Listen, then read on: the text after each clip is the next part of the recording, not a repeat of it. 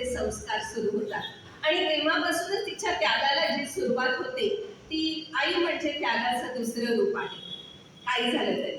आणि म्हणूनच अनेक ठिकाणी अनेक कविता आहेत, गाणी आहेत. आपल्या उपासना संगीतामध्ये सुद्धा आपण मगाशी गाणं म्हणलं की ती काय, गणू तुला मी आई उपकारा सीमा नाही या जगी.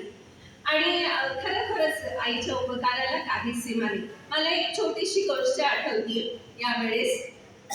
अलीकडेच मी जपानला जाऊन आले आणि तिकडे मी बघितलं की हा भूकंप प्रवण असा देश आहे. तिथे भूकंप वारंवार होत असतात. अशीच एकदा काही वर्षांपूर्वी, अनेक वर्षांपूर्वी तिथे मोठा भूकंप झाला. इमारती कोसळल्या.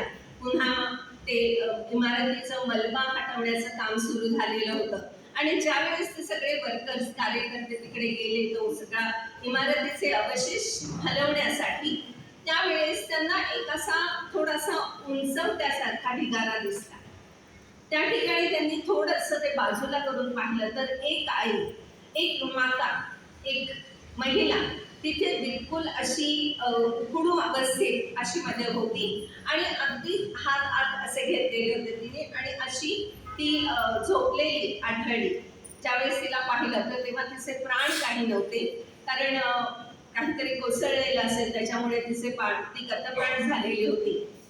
थोड्या वेळाने तिला जेव्हा थोडंसं बाजूला सारलं तर त्यावेळेस तिच्या मिठीमध्ये एक ब्लँकेटमध्ये गुंडाळलेलं 3 महिन्याचं बाळ होतं आणि ते बाळ मात्र जिवंत होतं.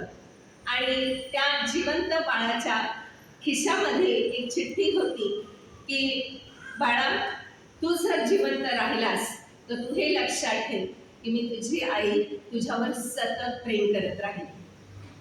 आईचं प्रेम हे खरोखरीच आपल्याला कायमचं प्रेरणा देतं, आधार असतं. आणि म्हणूनच नावाठिकाणी सुद्धा ख्रिस्ताला माऊलीची उपमा दिलेली आहे.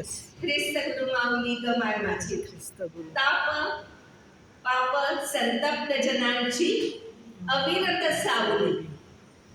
आणि कायम